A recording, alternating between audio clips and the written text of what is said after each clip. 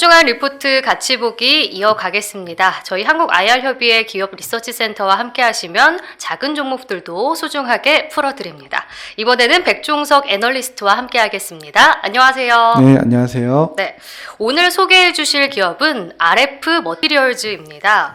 이 종목을 리포트 1월에 발간을 하셨는데 화합물 반도체 산업 내 라이징 스타 이렇게 제목을 적어 주셨습니다. 어떤 회사인가요? 네, 일단 RF 머티리얼즈는 화합물 반도체 소재 기업입니다. RF 머티리얼즈에 대해서 조금 알아보면은 네. 구체적으로는 광통신용 패키지 들을 하는 광화물 반도체를 안전하게 트랜지스터와 전력 증폭기에 안착시킬 수 있게 하는 패키지를 제조 판매하는 회사입니다. 그러니까 RF가 무선 주파수잖아요. 그러니까 저희가 보통 모바일이나 블루투스 이런 게 다 RF 통신인데 이런 RF 통신과 또 빛을 이용하는 광통신 이런 통신용 패키지를 만드는 업체이다 이렇게 이해를 하면 되는 거죠. 네. 네. 근데 이런 통신용 패키지에 화합물 반도체가 들어갑니다. 이제 화합물 반도체 산업의 현황은 어떤가요? 예. 일단 이 회사가 패키지 소재를 주로 하고 말씀하신 대로 주파수 관련 그리고 광통신 관련의 소재를 만들고 있고요. 네. 산업을 보기 전에 일단 매출 비중만 한번 짚고 가면 네네. 이 회사의 매출은 통신용 패키지가 32% 그리고 군수용 장비 부품이 51%입니다. 그래서 군수용 장비 부품은 이 회사의 연결 자회사의 부분이고요. 전체적으로 다양한 패키지를 제조한다라고 보시면 되고, 네. 그러면 이제 말씀하신 대로 이제 산업을 한번 알아보면요. 네.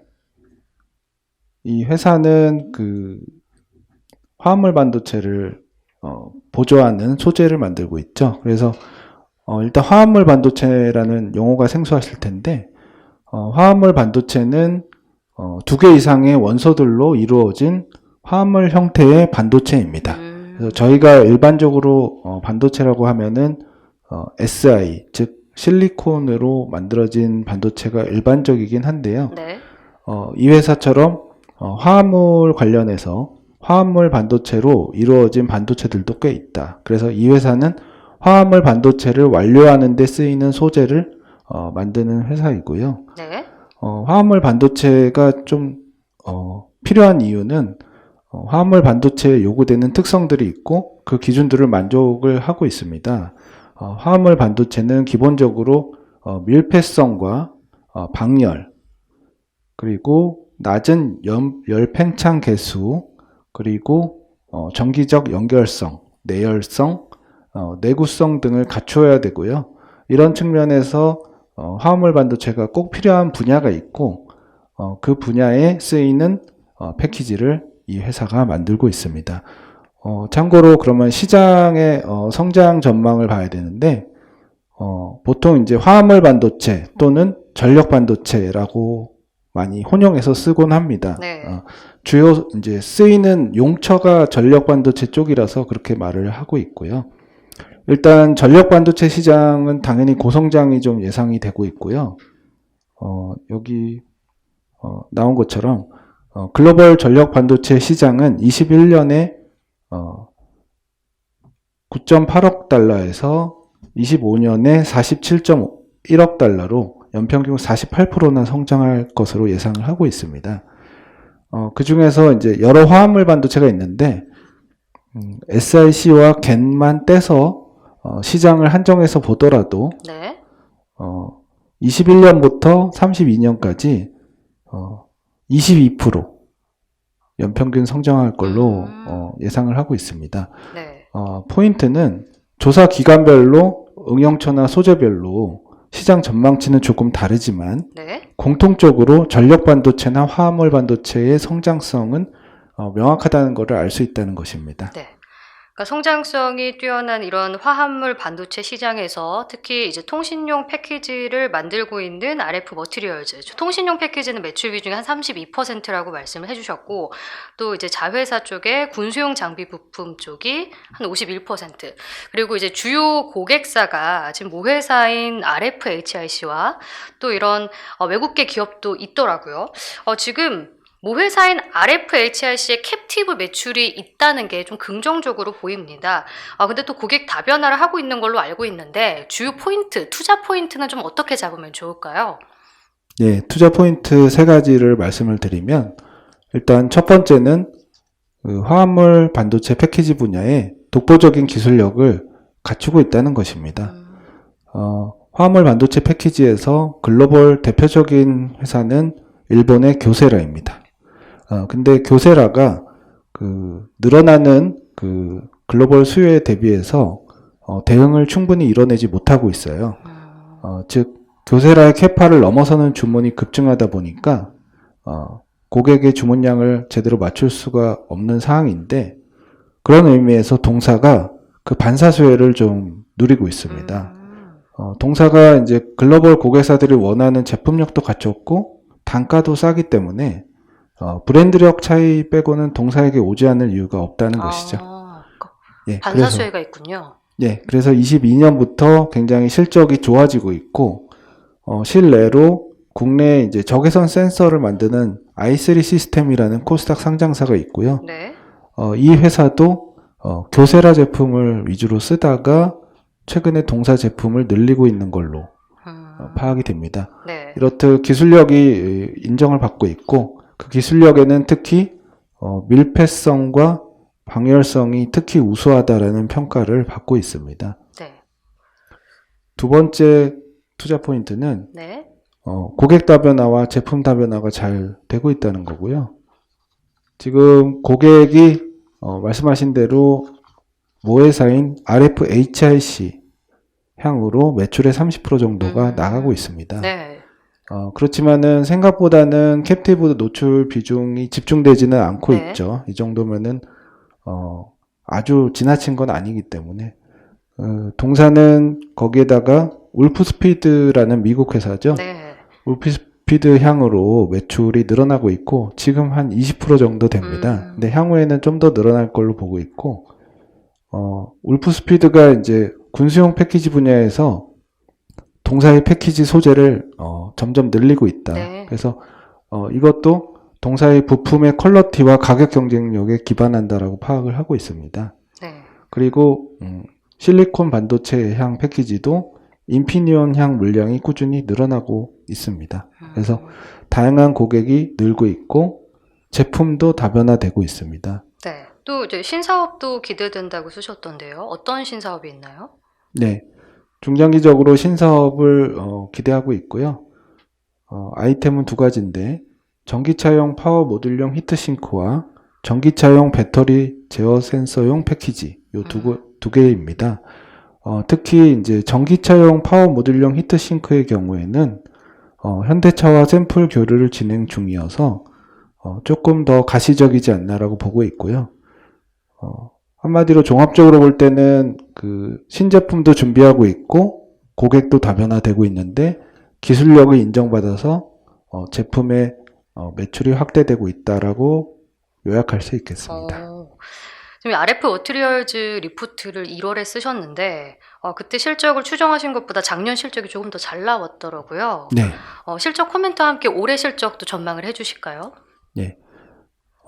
RF 머티리얼즈 이제 1월 달에 써가지고 일단 네. 3분기에는 견조한 실적이 나왔고요. 매출은 전년 동기 대비 26%, 영업이익은 전년 동기 대비 14% 성장을 했습니다. 네. 연간으로 저는 495억과 영업이익 23억을 추정을 했는데 네. 실적은 나왔고요. 나온 실적은 매출이 504억 원. 504억에 영업이익 27억이 나와서 네. 약간 상회를 했습니다. 네. 좋은 실적이 나왔고 23년의 실적도 굉장히 기대를 하고 있고요. 저의 추정치는 매출액 영업이익 각각 641억, 64억으로 전년 대비 거의 30%, 어, 178% 성장을 추정을 하고 있습니다. 이익이 많이 늘어나네요. 네. 지금 RF용 겐 반도체 패키지 수요가 지속되고 있고요. 네. 앞서 말씀드린 이제 울프스피드향 이제 패키지 매출 성장이 지속되고 있고요. 네. 그리고 여러 가지 다른 제품들도 주문이 증가하고 있기 때문이고요. 수익성이 그래서 좀 점프업을 할 것 같습니다. 작년에 연간 한 4% 후반대 정도의 영업이익률이었는데요. 네. 23년은 10% 내외가 될 걸로 기대하고 있고, 이는 뭐 큰 무리가 없다라고 생각되는 게 작년 하반기에 별도 기준의 기업의 실적이 계속 좋아지고 있습니다. 그래서 네네. 이런 분위기 추세는 이어질 수밖에 없다라고 일단은 보고 있고, 네. 그런 측면에서 이제 동사를 주목하고 있습니다. 네. 그러니까 별도는 늘어나고 이제 종속회사 같은 경우에도 좀 이제 손익분기점 수준으로 이제 나타나는 건가요? 네, 일단 연결 자회사가 22년 기준으로는 영업이익이 BEP 수준이었는데, 네.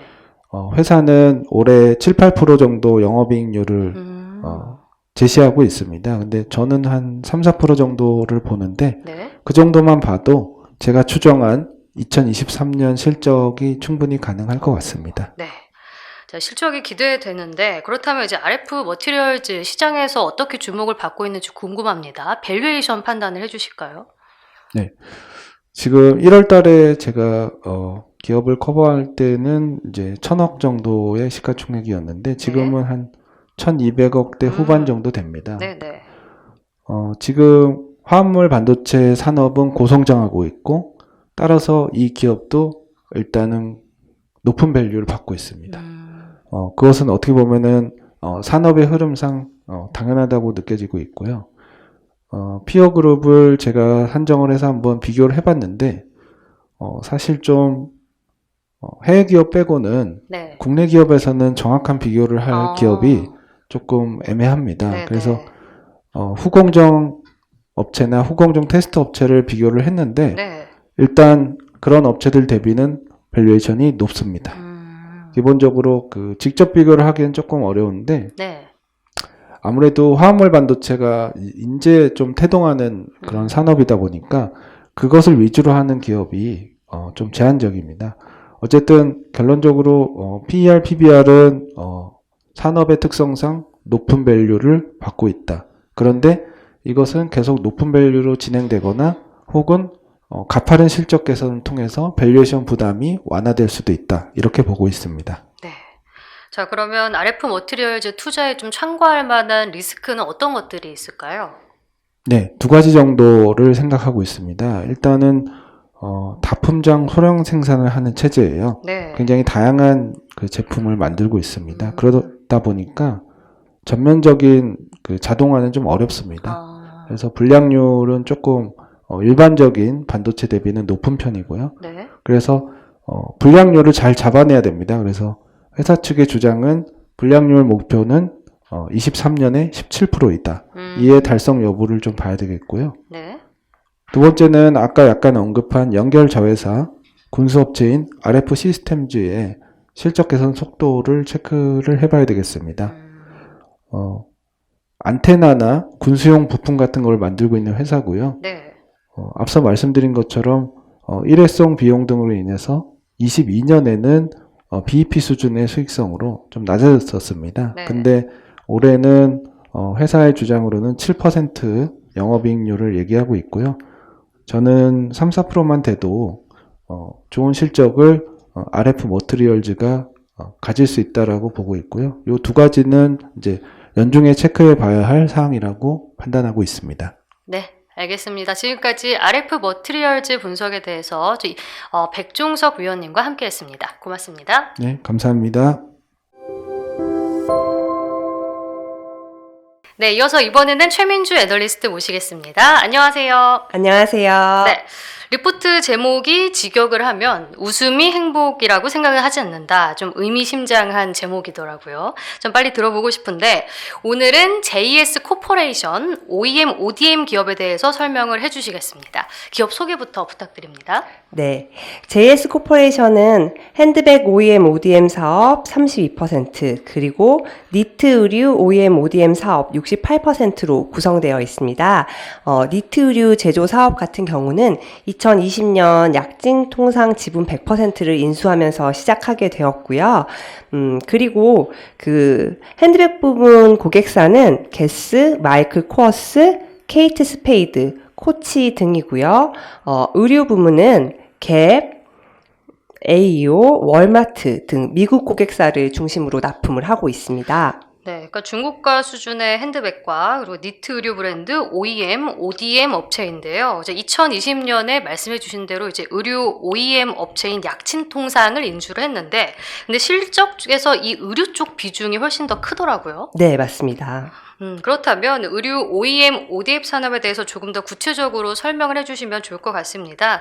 일반적으로 떠오르는 이 패션 회사랑은 업태가 조금 다른 것 같아요. 네. OEM 같은 경우는 이제 패션은 브랜딩을 중심으로 이제 판매를 하는 게 더 중심이고요. 그리고 OEM은 그런 브랜드사를 위해서 의류를 제조해주는 그런 산업입니다. 네. 그래서, 평상시에 최근에 이제 그 미국의 재고 확대 이슈 이런 부분은 신문지상으로 상당히 많이 접하셨을 거기 때문에 의류 OEM 업태의 실적에 영향을 미치는 요소, 그리고 미국이 어떻게 전략적으로 생산 기지를 변화해 왔는지 이런 부분에 더 중점적으로 오늘은 좀 설명을 드리도록 할 텐데요. 네, 먼저 의류 OEM, ODM 사업의 실적에 영향을 미치는 요소는 크게 5가지입니다. 규모의 경제, 그리고 생산하는 아이템이 우분 의류냐, 니트 의류냐, 그리고 바이어 구성, 그리고 생산기지, 환율입니다. OEM, ODM 업체 기준으로 이익률이 높은 순서대로 좀 짚어드리면요. 네, 매출의 규모가 클수록 영업이익률이 좋고요. 그리고 우분 의류가 좀 난이도가 있어서 마진율이 좋고, 그리고 고가일수록 그리고 수익성이 좋습니다. 그리고 생산 기지는 인건비가 저렴한 국가에서 생산할수록 영업이익률이 좋고, 환율은 높을수록 매출과 영업이익에 미치는 영향이 긍정적입니다. 네. 그리고 이어서 생산 기지의 변화도 상당히 중요한 부분이기 때문에 좀 추가적으로 말씀을 드리도록 하겠습니다. 네, 여러분들께서 잘 아시다시피 의류 제조업은 전통적인 노동 집약적인 산업입니다. 네, 그래서 그 OEM 산업이 생산 기지가 이제 변화가 되었는데 인건비가 저렴한 국가를 중심으로 비중이 확대되었다라고 보시면 되고요. 저희 JS 코퍼레이션이 미국 바이어를 중심으로 납품을 하고 있기 때문에 미국이 생산 기지를 어떻게 변화시켰는지 좀 주목해야 될 점들을 짚어드리도록 하겠습니다. 네, 먼저 이제 니트류 수입 국가 비중을 보시면은 중국이 이제 가장 많은 부분을 차지를 하고 있는데 2023년에 중국 매출 비중이 36%에서 2022년에 22%까지 중국 비중이 떨어지게 됩니다. 네. 그리고 2위 국가는 바로 베트남인데요. 베트남이 같은 기간에 이제 11%에서 18%로 매우 높은 비중으로 올라왔고요. 네, 이렇게 꾸준히 성장을 했지만 베트남 같은 경우에는 지금 실질 임금이 조금 비싼 편입니다. 태국, 필리핀, 그리고 인도네시아와 비교했을 때도 조금 실질 임금이 높아진 상태이기 때문에 이 점을 좀 주목해서 앞으로도 지켜봐야 될 부분이고요. 네, 그리고 세 번째로 동남아시아 내에서도 캄보디아와 방글라데시가 최저임금이 상당히 저렴한 국가입니다. 그래서 이 두 국가의 이제 비중이 지속적으로 상승을 하고 있는 모습을 보여주고 있고요. 특히 방글라데시 같은 경우는 아까 말씀드린 최근 10년 동안 연평균 12%로 이제 의류를 수출을 하고 있습니다. 성장률이 연평균 12%이고요. 미국의 니트 의류 수입액의 이제 같은 기간 동안 연평균 성장률이 3.5%입니다. 그렇게 따지면 이제 방글라데시가 상당히 높은 비중으로 계속 올라오고 있음을 알 수 있고요. 네. 실제로 방글라데시가 2013년에는 9위 국가였습니다. 네, 그런데 2022년에는 3위 국가로 지위가 많이 상승이 되었습니다. 네, 그리고 이제 인도네시아에 대해서도 말씀을 드리고 싶은데, 인도네시아는 2020년까지는 의류 수출액이 감소세를 보였는데, 네. 2021년 그리고 2022년 2년 연속으로 전년 대비 25% 이상 수출이 성장을 했습니다. 네. 네, 그동안 인도네시아에 대한 투자가 그렇게 많이 이제 활발하게 일어나지 않았었는데, 인도네시아 이제 수도가 위치하고 있는 자바섬 있지 않습니까? 네. 네, 근데 그 자바섬의 중심 부분이 아니라 외곽 지역에 최근에 인프라가 많이 개선이 되었고, 네, 그쪽 지역이 또 인구 밀도가 높은 지역이라서 네. 인력 수급이 좀 용이한 면이 있어서 실질 임금이 이제 좀 낮게 형성이 되면서 최근에 그쪽 지역에 그 투자가 활발하게 진행되고 있는 걸로 파악이 되고 있습니다. 네. 네, 마지막으로 2021년에 그 베트남 지역에 상당히 코로나가 많이 확산이 되면서 그때 당시에 이제 셧다운이 많이 되었고 미국이 공급 공백 이슈를 겪었습니다. 네. 네, 그래서 이제 미국이 인접 국가, 즉 중남미 지역을 중심으로 이제 의류 제조 시설을 투자하는 그런 흐름이 최근에 또 포착되고 있습니다. 그러니까 조금 더 싼 지역을 선호하되 이제 단납기 오더가 대응이 가능한 이제 중남미 쪽도 계속 늘고 있다 이런 내용이군요. 네, 맞습니다. 그럼 오늘 소개할 기업 이 JS 코퍼레이션의 투자 포인트는 어떻게 잡고 계신가요? 네, JS 코퍼레이션의 투자 포인트 말씀드리겠습니다. 네. 네, 아까 이제 매출의 3분의 2 정도를 차지하고 있는 의류 부문부터 말씀을 드리면, 네. 2023년 올해 하반기부터 완만하게 턴어라운드 할 것으로 보여지고요. 네. 그리고 2024년은 매출이 전년 대비 한 14% 증가를 할 것으로 보입니다. 네. 네. 동사의 그 바이어에 대해서 앞서 좀 말씀을 드렸는데, 갭이 63%, 그리고 AEO가 13%, 월마트가 12% 이렇게 차지를 하고 있는데, 동사가 지속적으로 이제 그 바이어들을 좀 영입을 했거든요. 그래서 신규 바이어들이 좀 생겼는데, 마트 바이어랑 콜스, 포에버 21 이런 바이어들에게서 주문이 좀 확대될 것으로 예상이 되고요. 네. 그리고 생산 지역을 살펴보시면 베트남이 47%, 캄보디아가 26%, 인도네시아가 27% 이렇게 구성이 되어 있어서 인건비가 저렴한 국가 중심으로 생산 지역을 확보하고 있어서 향후 경기가 이제 회복될 때 더 탄력적으로 매출과 영업이익이 증가할 것으로 예상을 하고 있습니다. 그러면은 핸드백 부분 전망은 어떤가요? 네, 핸드백 부분도 좀 말씀을 드리도록 하겠습니다. 네. 핸드백 같은 경우는 올해 4분기부터 점진적인 회복이 예상이 되고 네. 2024년에는 16% 정도 매출이 성장할 것으로 보입니다. 네, 동사의 이제 주요 바이어가 말씀을 드리면 카프리 홀딩스라는 회사랑 테피스트리라는 회사입니다. 네, 이 두 회사가 좀 생소하실 수 있는데 카프리 홀딩스 같은 경우는 마이클 코어스 브랜드를 보유하고 있고 이 브랜드는 동사 핸드백 매출의 38%를 차지하고 있는 굉장히 중요한 바이어입니다. 네. 네, 그리고 테피스트리 같은 경우에는 코치, 케이트 스페이드 브랜드를 보유하고 있는 회사이고요. 네. 이 회사가 동사 매출의 14%를 차지하고 있습니다. 그런데 이런 이제 핸드백 그 바이어 같은 경우는 2022년 실적이 좋습니다. 그래서 매출도 유지가 되었고 네. 영업이익률도 높은 수준으로 유지가 되고 있는데요. 네. 그런데 이제 여기 재고를 보시면 사실 2022년에 상당히 높은 레벨까지 올라와 있는 상태여서 이런 부분이 좀 우려가 되는 부분이고 그래서 동사의 오더도 2023년 상반기까지는 조금 주춤할 수 있지 않나 이런 생각이 듭니다. 그런데 여기서 이제 제가 좀 강조해서 드리고 싶은 말씀이 있는데 코치 같은 경우는 사실 중국에서 최근에 굉장히 공격적으로 투자를 이제 하고 있습니다. 네, 여타 이제 서구권 바이어들이 네. 3선 도시, 4선 도시 여기까지는 이제 크게 진출을 하지 않는데 코치 같은 경우에는 3선 도시, 4선 도시까지도 매장을 확대할 것으로 좀 이제 계획을 잡고 있고요. 네.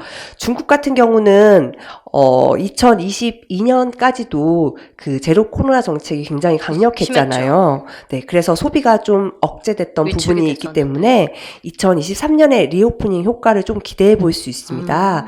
네, 그래서 코치가 중국에서 이제 어느 정도까지 성장을 하느냐의 여부에 따라서 동사의 실적도 추가적으로 상향될 수 있는 여지가 있다라는 점을 말씀을 드리고 싶고요. 네. 네, 그래서 참고로 또 말씀을 드리자면 코치의 매출 중에서 중국이 차지하는 비중이 한 18% 정도 됩니다. 네. 네, 그래서 이런 바이어의 수요에 따라서 동사는 인도네시아 지역에 2023년에 증설을 좀 계획을 하고 있어서 이런 부분도 좀 지켜봐야 될 포인트라고 생각을 하고 있습니다. 그럼 중국 핸드메이드 시장에서 이 코치가 어떤 위치를 점할 수 있을지 이것도 지켜볼 필요가 있어 보이네요. 네, 네, 그렇습니다. 네. 세 번째 투자 포인트도 있을까요? 네, 세 번째 투자 포인트 좀 말씀을 드리도록 하겠습니다.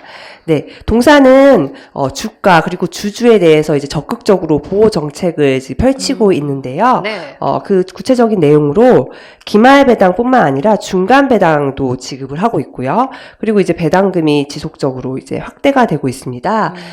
자기 주식 뿐만 아니라 대주주 일가도 주식을 계속 취득을 해오고 있습니다.